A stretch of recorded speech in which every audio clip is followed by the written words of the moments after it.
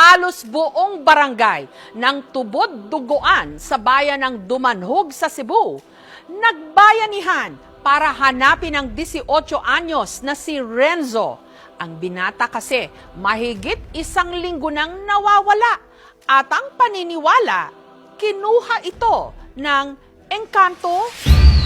Napakalaking biyaya ng kalikasan kung ituring ng mga tiga Dumanhog, Cebu ang kanilang kagubatan. Dito sila nakakakuha ng kanilang kabuhayan. Pero alam din nilang ang sukal nito may itinatagong peligro. Tahanan ito ng mga makamandag na hayop at insekto. Wala ritong maayos na mapagkukunan ng tubig at higit sa lahat ang gubat punong-puno ng hiwaga.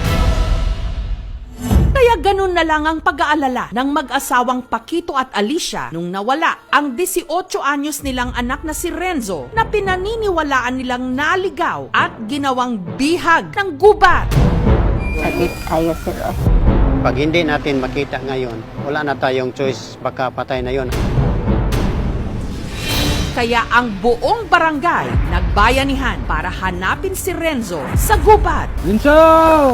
Kaya ka man punta! Asa ka man? Kuli dire!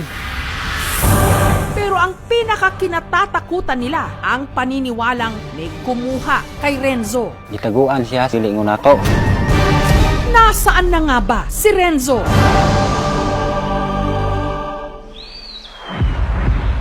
February 8. Nung umalis ang mag-asawang Paquito at Alicia para magsaka at mag-uling sa gubat, naiwan sa kanilang bahay ang panganay na si Rowena, 3 pa nilang maliliit na kapatid at si Renzo. Pero pag-uwi kinahapunan ni Paquito, Wala naman siya dire. Tana ko niuwi ng magulang ni Renzo. Kuday, asa man si Renzo?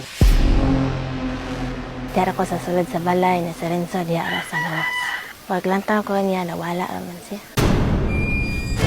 hindi naman daw ugali ni Renzo na umalis ng walang paalam. Ari mo naman sa palibot kung balik ko kung baon maglingkod di sa motobag pero mauli agad siya. Di akong gisang gisampit. Renzo! Hay ka man! Pero kato sikog sampit ni hantod hapon. Wala mo siya motobag, hantod naman na gabi eh. Nung araw na yon, hindi umuwi si Renzo. Kaya kinabukasan, lumapit na sila sa barangay. Tumawag sa akin yung konsyala namin. Sabi niya, ma'am, nawawala yung anak ni Alice. Naabot mi ato sa nakalilain ng barangay. Siya kanang tulo ka barangay na among naadto. Wala kimi na ilhan nga dito siya kay wala na mo siya nakita. Ang kanilang pinangangambahan, si Renzo, baka naligaw sa gubat. Ginalugad nila ang masukal na kakahuyan.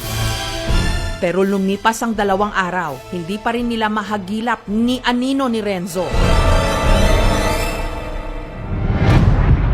Kaya sa 3 araw ng paghahanap, nagpatulong na sila sa vlogger na si Juan. Pwede ba daw magamit yung drone ko? Gusto nilang magpalipad dito sa bundok. Mao na diyang bungtura, amog yun ang kung ano diyan. Si Juan kasama ang mga barangay tanod. Pinasok ang gubat at isa-isang inakyat ang dinaanan nilang 4 na bundok. Pagdating sa tuktok, pinalipad ni Juan ang drone sa pag-asang makikita si Renzo mula sa ere o kahit na anong bakas nito. Ang nalakad namin 30 kilometers lahat. Pinuntahan namin yung kuweba na yung supply ng tubig na dito. Sumao ni ang lungag nga ato.